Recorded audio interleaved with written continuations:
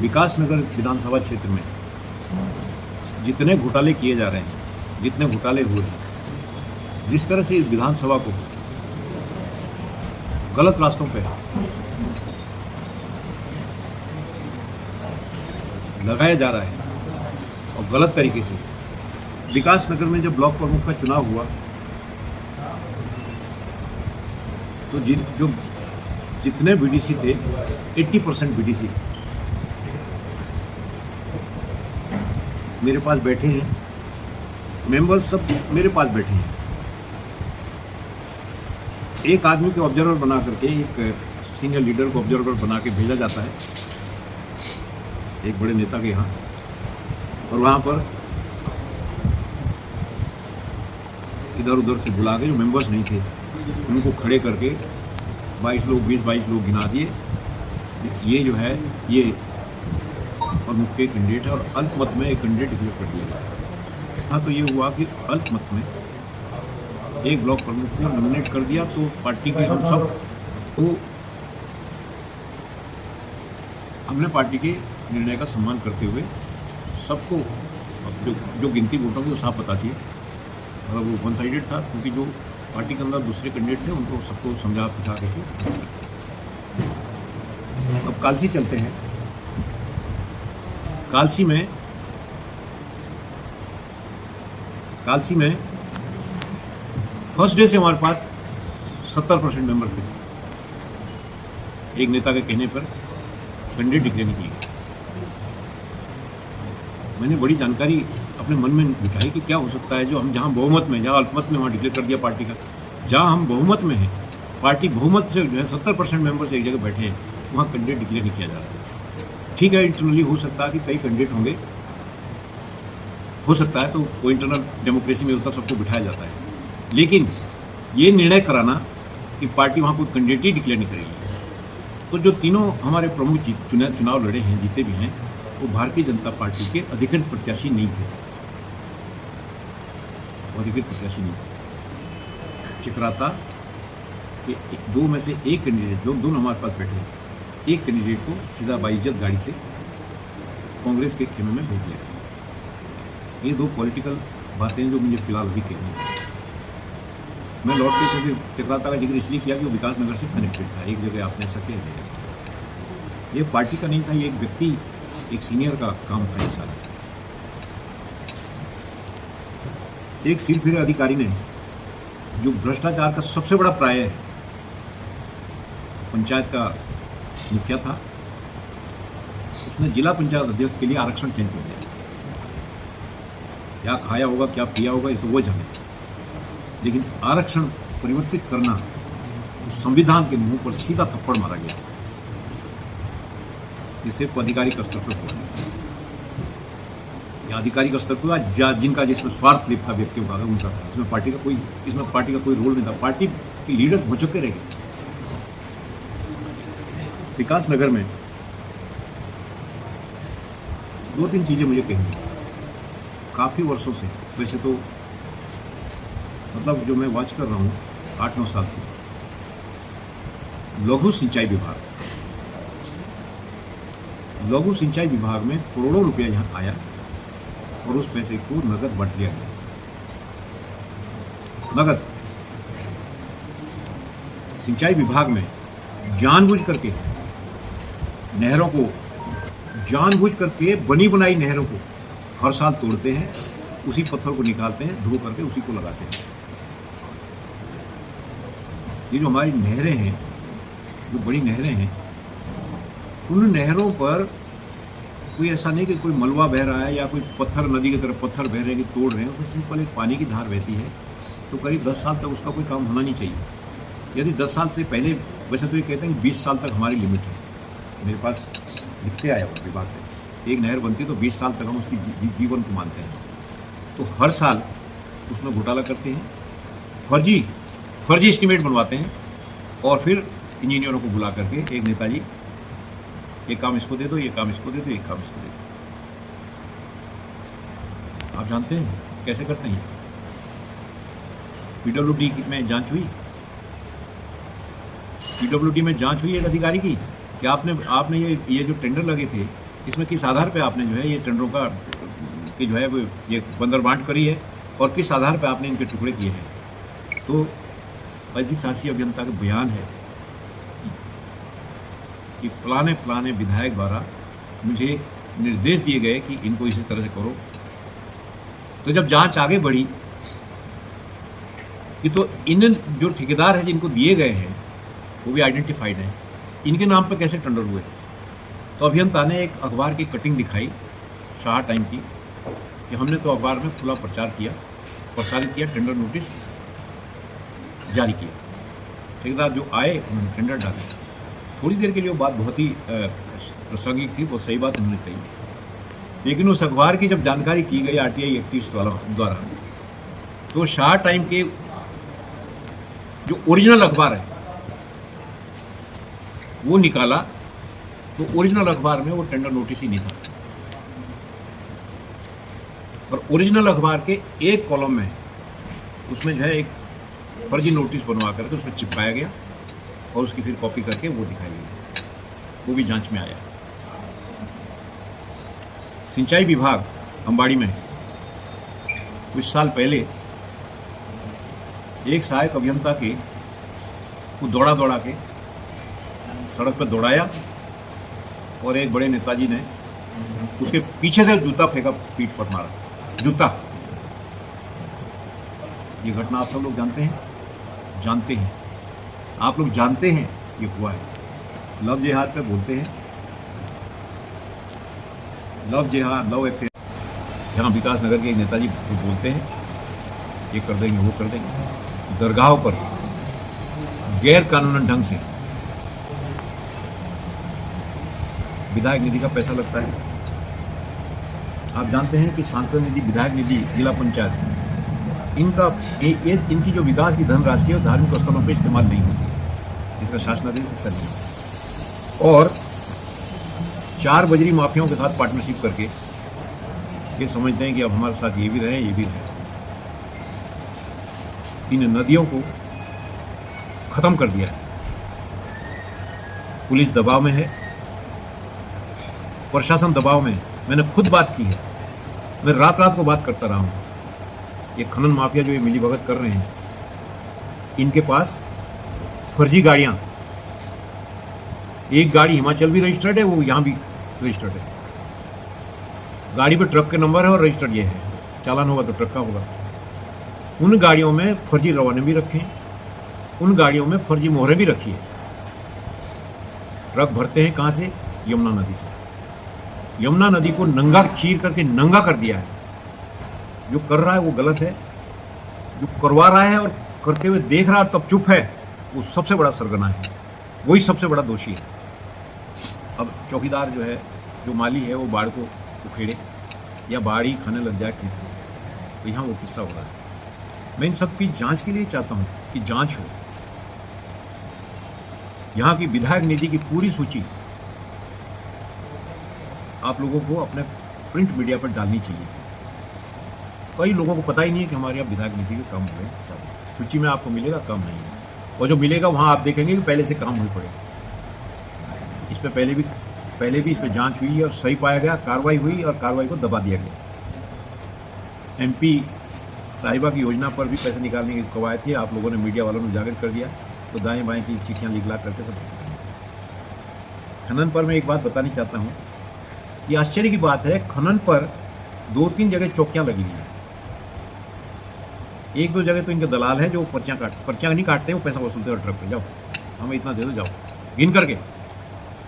जो हमारा ढकरानी कोर्ट है, आज तो मुझे नहीं लगता है क्या स्थिति है, पर मैंने एसएसपी से जब कहा तो उसके बाद कुछ, तो वहाँ पर सिपाही रहते थे, पुलिस के सिपाही रहते थे।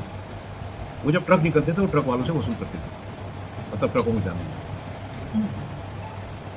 विभाग के पास, पुलिस के पास भी ऐसा कोई यंत्र नहीं है कि अगर कोई ट्रक वाला रवाना दिखा दे तो फर्जी है कि असली, उसका कुछ मापदंड नहीं। आज भी अभी आप नदी में जाएंगे, आपको देखेंगे तैर रहे, जैसे आप समुद्र में पानी के जहाज देखते हो वैसे जो ट्रक आपको मिलेगा। यदि एक ही स्क्रीन प्लांट की ही जांच करी जाए तो जितना मटेरियल आज वहाँ पड़ा है और जितना मटेरियल बेचा है, जो बेचा है वो भी दुगना बेचा है और आधे का रॉयल्टी दिया है, और जो भी पड़ा है उसका कोई रिकॉर्ड नहीं है, उसका कोई एक्सप्लेनेशन भी नहीं है। नालों को की सफाई का एक नाटक हुआ, वो नालों को प्रधानों से कुछ ब्लॉक से प्रस्ताव वगैरह लिखवा कर उसकी सफाई का नाटक हुआ, तो उस सफाई के भी पैसे खा रहे हैं और उस बजरी को भी बेच रहे हैं। आप गवाह हैं कि इस बार हमने जब उस पर बात की तो उन नालों के ऑप्शन में लाखों रुपए मिले हैं सरकार को। डिग्री कॉलेज दागपत्थर में एक बहुत बड़ी रकम केंद्र से आई, मुझे ऐसी जानकारी मिली है। आप से मैं आग्रह करता हूँ प्रिंसिपल साहब से पूछिए कि क्या क्या पैसा आया है और वो खर्च कहाँ हुआ है। वो भी एक बहुत बड़ा घोटाला हुआ है और उस घोटाले में कौन लिप्त है वो आपको वही पता लग जाएगा। जिन्होंने कभी पार्टी को कुछ नहीं समझा, पार्टी के लिए काम करता हूँ, मेरा कोई व्यक्तिगत नहीं, मेरा कुछ नहीं, मैं पार्टी की बात करता हूँ। और ये जो पगड़ी पहन के घूम रहे हैं, ये जो नाटक कर रहे हैं, यहाँ मुख्यमंत्री जी की सभा में, पूर्व मुख्यमंत्री थे, उनकी सभा में कहते हैं भारतीय जनता पार्टी हमारी माँ है। क्या है? माँ। उसके बाद क्या हुआ? नीरू देवी ब्लॉक प्रमुख जिला पंचायत अध्यक्ष कैंडिडेट, उनके खिलाफ, पार्टी के डिक्लेयर कैंडिडेट के खिलाफ चुनाव लड़ेंगे। कितने किसे दूं आपको? सबसे पहले भारतीय जनता पार्टी के कैंडिडेट थे कैप्टन सुल्तान सिंह चौहान। उन्होंने भारतीय जनता पार्टी का पहला प्रत्याशी बनकर के, जबकि कुछ नाम भी नहीं था, एक बड़ा साहस दिखाया। उनके खिलाफ आप चुनाव लड़े। उसके बाद भारतीय जनता पार्टी के बहुत सारे प्रत्याशी, पंडित शिवराम, जिनके बदौलत विधायक बने पहली बार, उनके खिलाफ चुनाव लड़े, वो भी भाजपा के कैंडिडेट थे। ये सब भाजपा के कैंडिडेट थे। पंडित शिवराम के बेटे, वो भी भाजपा, उनके खिलाफ चुनाव लड़े। प्रताप सिंह रावत, उनके खिलाफ चुनाव लड़े। कमला चौहान, उनके खिलाफ चुनाव लड़े। उसके बाद भी न जाने कौन सी ताकत है। अति तो तब हो गई जब विकास नगर में विधायकी छोड़कर, बीजेपी की विधायकी छोड़कर बीएसपी से लोकसभा का चुनाव लड़ते हैं। लड़के किसको हो रहा है? नरेंद्र मोदी जी के कैंडिडेट को। बड़ा आश्चर्य मुझे हुआ, कौन सी ताकत है जो उसके बाद भी इस पर संज्ञान नहीं ले रही है? कौन सी ताकत है जो इस बात को इग्नोर कर रहे हैं? फिर कैसा काडर? हम क्या जवाब दें लोगों को? उसके बाद ये मैं इनाम कहूँ या सजा कहूँ, ये तो आप लिखेंगे। 2 टिकट दिए गए। मैं पार्टी के फैसले का बहुत स्वागत करता हूँ। आप गवाह हैं, हमने कोई विरोध नहीं किया, हमने कुछ किया नहीं। हमें जो कहा गया पार्टी से हम उतना किया। फिर यहाँ हम चुनाव लड़े तो क्या हुआ? प्रमाण, फोटो, सोशल मीडिया सब गवाह है। इन्हीं के बनाए हुए मंडल अध्यक्ष, हमारी इंपॉर्टेंट इकाई है, इन्हीं के बनाए हुए मंडल अध्यक्षों ने नाम दिए कि इन लोगों ने पार्टी को हरवाया है। वो लोग फिर पदों पे बन के आ गए। क्या हुआ क्या नहीं हुआ उसका पार्टी का निर्णय था, मैं उसका भी को विरोध नहीं करूँगा। लेकिन अब हो गई, पानी सिर से ऊपर जा रहा है।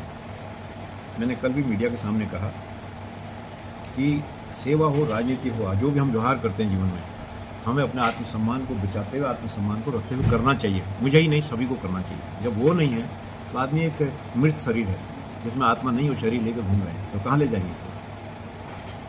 तो ये कुछ चीज़ें हैं जिस पर आगे इनके मैं एक एक करके प्रमाण भी दूंगा। आज मैं सिर्फ कहने आया हूँ, अधिकारियों को चेताने आया हूँ। एक भ्रष्ट उच्चाधिकारी बैठा है सिंचाई विभाग में। आप बताइए कहाँ जाएंगे जौनसार के लोग? सैया में मकान बह गए लोगों के पिछले साल। नदी उफान पर सारी के सारी 100% खेत चले गए। मैंने घूम कर सिंचाई विभाग के चक्कर काट करके उनसे कहा कुछ योजनाएं बना के शासन को भेजो।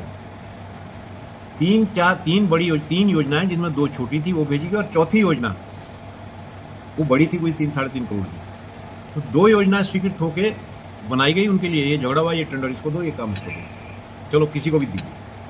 जो बड़ी योजना थी वो जो उच्च अधिकारी है उन्होंने इस योजना पे पैसा नहीं दिया, इंतजार करते रहे, पता नहीं किस चीज़ का इंतजार कर रहे थे। पूरा साल गुजर गया, उस योजना को स्वीकृत नहीं किया। और इस बार क्या हुआ, जहां पर वो योजना बननी थी, अगर बन जाती तो सही हमें जो अभी विपदा आई है कि हमारा अस्पताल आज गिरने की कगार पे है, तो विपदा बच जाती। उस योजना से ज़्यादा पैसा आज खर्च करना पड़ रहा है। एक भ्रष्ट जेई से लेके एसडीओ बन गया, 30 साल से बैठा है माइनर इरिगेशन में। जब तो कभी कालसी, कभी विकास नगर, आजकल माइनर इरिगेशन के एसडीओ है कालसी के और विकास नगर। विकास नगर तो उसको छोड़ने नहीं देते। जब तो थे, जब जेई थे तो यहां विधायक निधि की फर्जी पर्चियां फाड़ते थे। जो पकड़े गए बाद में, जो जांच में आया, वो है मिस्टर खान। खान है कोई। और आज 30 करोड़ 35 करोड़ की कालसी और विकास नगर की बात कर रहा हूँ, उन योजनाओं पर जिसमें कि जिन ऐसी योजनाएं यहाँ से भेजी गई षड्यंत्र से। प्राइम मिनिस्टर हाउस पे ऐसी योजनाएं भेजी थी जो जिसमें ना खेत है ना पानी है, ना कोई योजना नाम की उसमें वहाँ बनने की है। जब खेत नहीं है और पानी नहीं है तो वो योजना क्या हुई? और उस पर पैसे निकाल रहे, फर्जी मास्टर ऑफिस में नहीं बैठते, घर पे ही बुलाते हैं। 10 लाख का काम है, ले भाई ठेकेदार, दे 2-3 लाख रुपये दे ले, तो योजना तो बनानी है। बनाओगे तो जनता देगी कि हम योजना किस लिए बना रहे हैं, वहाँ खेत भी नहीं पानी भी नहीं, इसलिए सब यहाँ से फर्जी वोचर फाड़ करके सब कर। तो एक किस खान साहब के बारे में यहाँ के जनप्रतिनिधि, यहाँ के विधायक, ब्लॉक प्रमुख, पूर्व विधायक, इन सबको पूछिए। नाम लेने की आवश्यकता नहीं होती है। मैं विधायक नहीं हूँ कहीं का कि आप मुझसे कुछ सवाल पूछें। मैं जब जिला पंचायत का अध्यक्ष रहा हूँ तब के काम लोगों से पूछिए उनके बारे में। मुझे एक मौका मिला था, इन लोगों से ये पूछिए कि अधिकारी इतना क्या प्यारा हो गया आप लोगों को कि 30 साल से इसे जाने ही नहीं देते। यहाँ प्रधानों के आरक्षण बदल दिए। अगर किसी जगह कोई हरिजन महिला लायक पढ़ी लिखी, पहले तो पढ़ी लिखी बहुत कम मिलते हैं, उसका नाम आ रहा है तो उसको काट करके कोई रिश्तेदार को का आरक्षण कर दिया। आपको मैं बताना चाहता हूँ, आरक्षण का फार्मूला भी संविधान का एक हिस्सा है, जिसमें पंचायत राज अधिनियम पास हुआ है। इन्होंने संविधान को तोड़ा है, संविधान के मुंह पे थप्पड़ मारा है। लेकिन ये बहुत बड़ा घोटाला है, ये किसी को अधिकार नहीं है। शासन ने निर्णय लिया, वो हमारे सरकार का निर्णय था। सरकार के हर निर्णय का मैं स्वागत करता हूँ। सरकार ने कहा कि 3 बच्चे जिनके हैं वो लोग चुनाव नहीं लड़ पाएंगे। तो उसमें क्या हुआ कि जिला पंचायत के बहुत सारे महिलाएं, जेंट्स रह गए, बीडीसी रह गए। तो कुछ महिलाएं हाईकोर्ट गई, तो हाईकोर्ट ने रिलीफ दिया कि प्रधानों के मामले में 3 बच्चे का रिलैक्सेशन दिया, तो बात खत्म हो गई। आगे कुछ महिलाएं जीत करके, उसमें भी हमें कुछ नहीं कहना है। लेकिन नेताओं के फोन पर जहां देखा कि मजबूत कैंडिडेट है और नेताजी के साथ नहीं है, वहां सीट आरक्षित कर दी। आरक्षण सूची निकलने के बाद में, पब्लिश होने के बाद में, आपत्तियां वगैरह सब निपटाने के बाद में, उसके बाद सूचियां चेंज हुई, आरक्षण चेंज हुआ। मैंने कहा सिंचाई विभाग विकास नगर में हर साल बनी हुई नहरों को तोड़ते, अच्छी खासी नहरों को, और उन पत्थरों को धो करके उन्हीं को वापस लगाते हैं। और जो पेमेंट करते हैं उसके फर्जी एस्टिमेट बनते हैं, और जो काम करते हैं उनको इंजीनियर को कह दिया जाता है ये काम इनको दो, ये इनको दो। उसमें सब जो है दलाल और एजेंट है। टेंडर प्रक्रिया का कोई सवाल नहीं है यहाँ पर। माइनर इरिगेशन में 30 साल से एक अधिकारी, जिनको खान है कोई, मैं तो ज्यादा नहीं जानता हूँ, 1-2 बार मिले भी हैं, 30 साल से उनको यहाँ बैठा के रखा हुआ है। कहीं एक आध बार ट्रांसफर गलती से हो गया तो वापस लाते हैं। कालसी और विकास नगर। अभी लेटेस्ट जो प्राइम मिनिस्टर साहब के यहाँ से माइनर इरिगेशन की सूची आई है, कालसी, चक्राता और विकास नगर। जब उस सूची का मैंने अध्ययन किया तो आप आश्चर्य करोगे, उस सूची में मैंने टोटल भूमि जोड़ी कितनी इन्होंने सिंचित दिखाई है। और फिर मैंने तहसील से पूछा, अभी 3 तहसीलों से पूछा है, चक्राता, कालसी और विकास नगर, चक्राता, कालसी और त्यूनी। हमने तहसीलदार से पूछा कि आपके यहाँ सिंचित भूमि टोटल कितनी है और असिंचित कितनी है। तो महान लघु सिंचाई विभाग द्वारा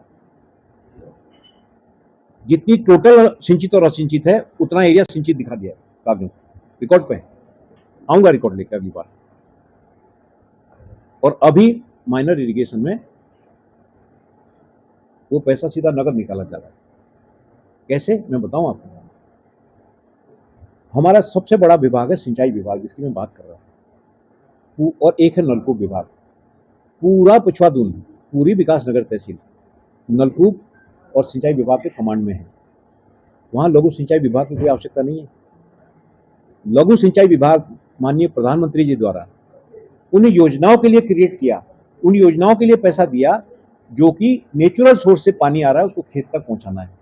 आप बताइए यहाँ कितने नेचुरल सोर्स से बन रही है नहरें? यहाँ पहले तो नेचुरल सोर्स नहीं, सब टेप वाटर है। और दूसरी बात, यदि माइनर इरिगेशन सिंचाई और नलकूप विभागों के यहाँ कुछ काम करना चाहता है, वहाँ से एनओसी लेना पड़ेगा उनसे, और वो एनओसी नहीं देते। एनओसी नहीं देते वो कहते हम तो बना ही चुके, सारा तो सिंचित है। तो ये माइनर इरिगेशन कौन सा एरिया सींच रहा है? ये पैसा नगद बटा है, और ऐसे नहीं बटा है जा यार ले जा ले 10 लाख रुपए की स्कीम ले जा ले, 2-1 लाख रुपए बाकी। कौन है इसका हिस्सेदार? कौन है इसका हिस्सेदार? आपको ये तो तय करना पड़ेगा। या तो जो कहते हैं कि हम ही यहाँ के रहनुमा हैं, या तो वो हिस्सेदार है फिर। और यदि रहनुमा है तो आप भी कहिए मेरी भाषा में, क्यों नहीं कहते कि चक्रवर्ती में जो है लकड़ी का घोटाला हुआ है? हमने तो पुरोला की भी बात करी, मैं तो कहीं का विधायक नहीं हूं, तो चक्रवर्ती की बात तो करो।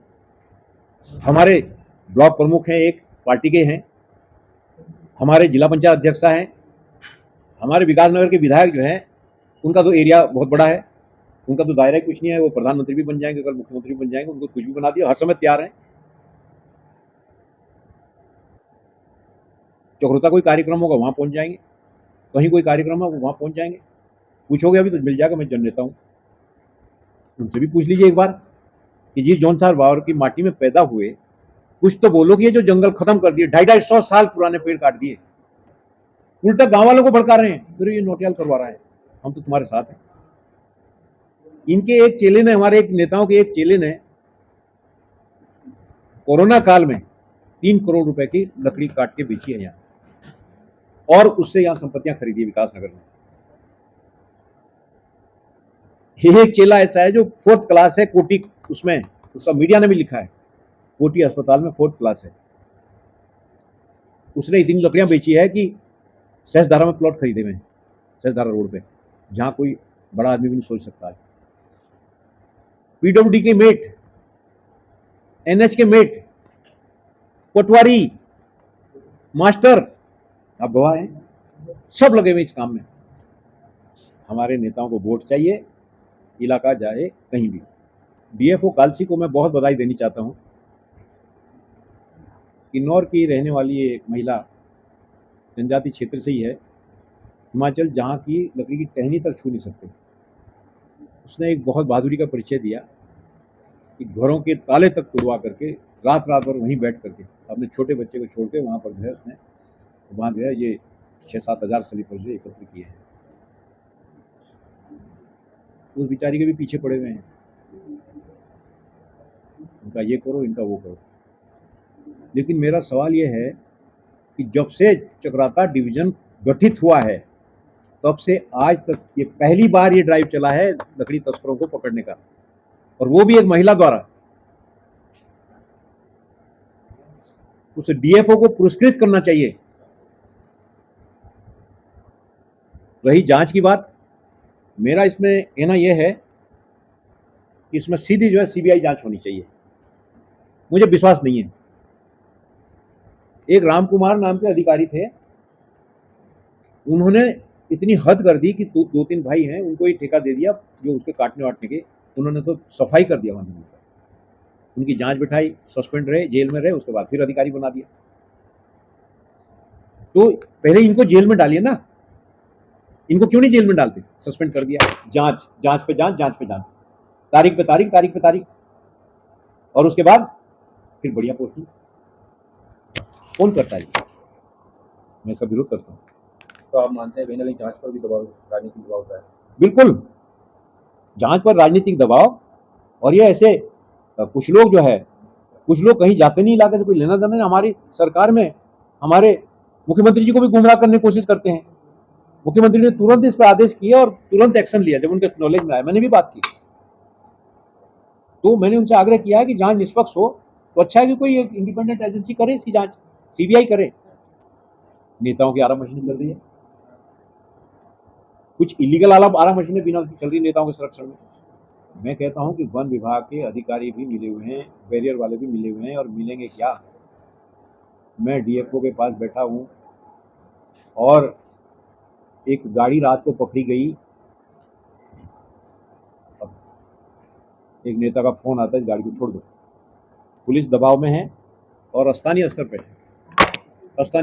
पर मिली भगत है, और उस मिली भगत से ये सब खनन हो रहा है। इसमें जो है पूरा एक वो बना दिया गया कि देहरादून तक, चौकियों तक में मैसेज जाते हैं, इनको कहीं कोई पकड़ता नहीं। ये सीधा भागीदारी का मामला है।